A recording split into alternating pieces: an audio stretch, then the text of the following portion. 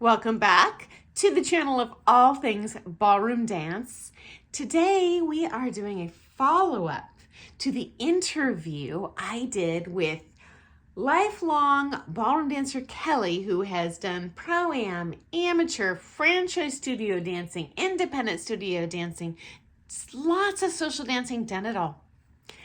One of the questions I asked in his interview was if he could describe to me the worst ballroom dance teacher he has had without using names, and why that coach was challenging. And when I asked the question, about 2 sentences into his response, I said, I know exactly who you're talking about. And we will talk about that after the video's over to confirm this.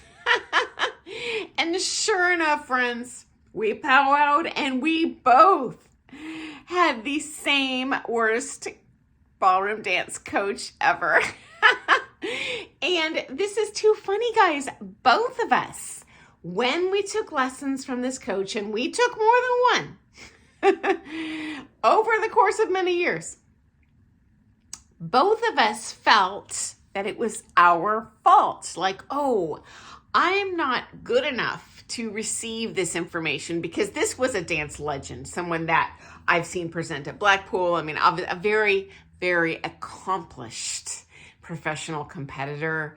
I don't want to share too much more to reveal who it is, but what I also shared with Kelly off camera after the interview was over is that I also wondered, because even if when I was a pretty experienced, successful championship level professional dancer, longtime competitor, I thought maybe the problem in the coaching was maybe a language barrier, which has never been a problem before, but this person does come from Russia. And so I thought, well, maybe, I'm just not understanding, the words they're using. And so I had shared this with some very successful competitor friends of mine in New York. Actually, maybe about 8 of them in total, who were also Russian. And guess what, guys? Every one of them was like, oh, that's not a you thing. We don't understand her either. So anyway, guys, the moral of this story is, if you take lessons from a coach and they're a very, very successful competitor, even a successful coach, they're teaching many other top couples. Okay, A, this does not mean that they are a good teacher. Or B, maybe they're an amazing teacher, but they're not the right fit for you. Because I do find every student really has a unique learning style. And certainly one of the benefits of having a home coach you take with long term is, even if they're not as good as those visiting coaches, they will have their finger on the pulse of how you learn, and so they can often reinterpret that information for you in a way that you're just going to be able to digest it, okay? In fact, I know many very successful professional dancers, much more successful in their competitive careers than I was, whose dancing I admire, they're beautiful, who have not been able to make a living at all coaching, or just barely getting by, because they have not been able to build a clientele. Now, there can be a wide variety of reasons for this, language barrier legitimately being one of them, but more often than not, it's actually a challenge in their natural aptitude to be able to communicate that dance knowledge to their students, okay? And so if you've taken from a coach and it was a dumpster fire, honestly, there's a very, very, very, very high chance you are not the problem. And I get it, guys. As a ballroom dancer myself, I feel it too. We all are our own worst critics. Kelly and I had never discussed the situation with this particular coach before, but we both blamed ourselves. Completely thought, oh, I'm just not good enough. They're so elite. I'm so stupid. That was definitely going through my mind, friends. I promise you that. Okay.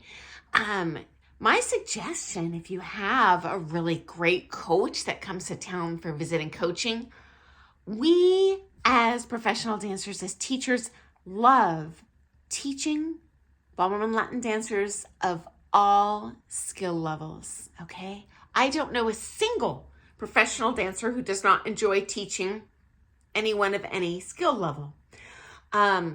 Obviously, my suggestion, if you're not a competitor, unless it's in the budget, you might go with a cheaper coach, not those elite ones. But same thing with visiting coach. I always recommend, giving a shot with the best coaches you can, unless it's not in your budget.